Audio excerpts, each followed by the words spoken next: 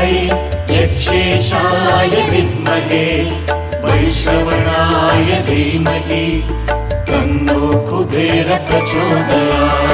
ॐ श्रीं ह्रीं ऐं यक्षेशाय विद्महे वैश्रवणाय धीमहि तन्नो कुबेर प्रचोदयात्। ॐ श्रीं ह्रीं ऐं यक्षेशाय विद्महे वैश्रवणाय धीमहि तन्नो कुबेर